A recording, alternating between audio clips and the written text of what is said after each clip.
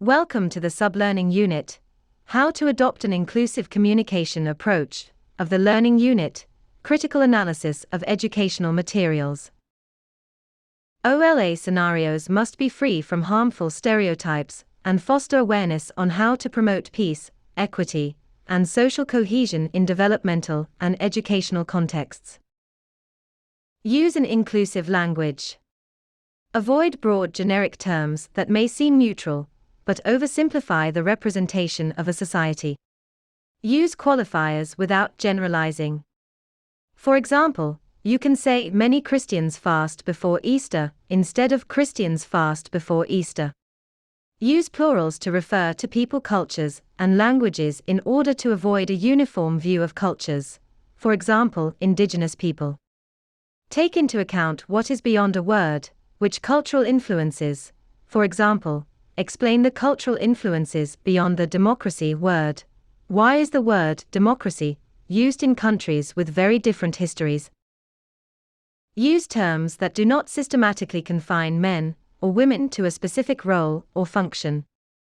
For example, don't be afraid to consider men as nursery teachers and women as manual workers. Alternate masculine and feminine terms, or use both when possible.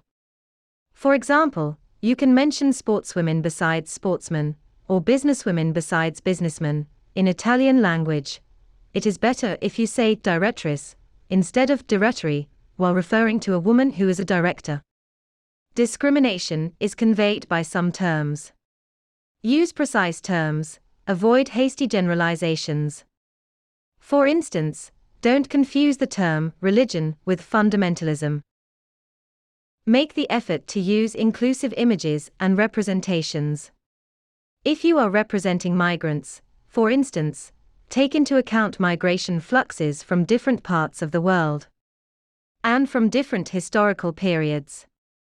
Don't focus your lesson only on the migration flux that is most familiar for you and for your community.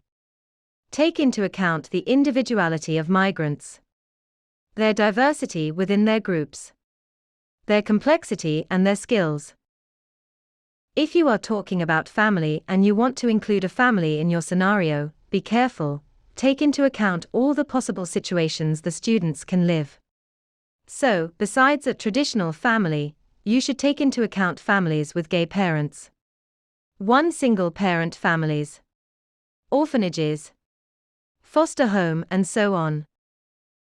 If you are talking about women in work contexts, you should provide a representation of that considers a wide range of possible jobs a woman can do, avoiding to focus only on jobs that have been historically associated to women, like the housewife or school teacher.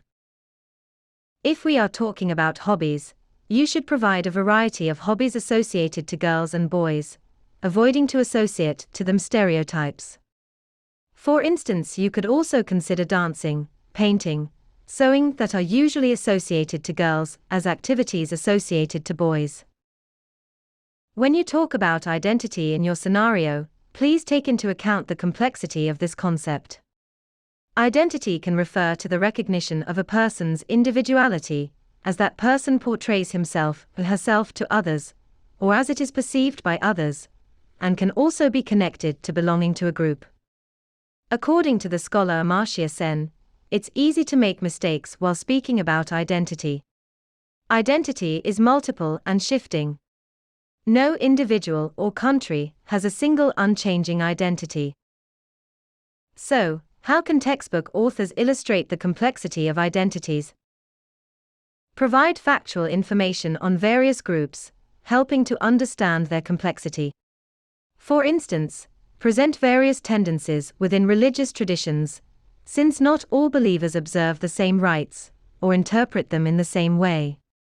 To make an example, individuals may describe themselves as members of the Hindu faith in some situations, but in others they may prefer to define themselves by their social status.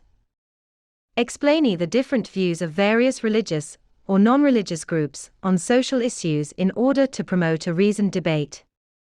Acknowledge people who do not profess any religion. Avoid interpreting people of a given faith as uniform, or reducing individuals or groups to their national or religious backgrounds. As an example, a textbook developed for secondary school includes a photograph of a street scene in Morocco illustrating the diversity of modern Muslim women's dress. Connect information about religions, beliefs, and rituals to daily experiences of a religious or non-religious.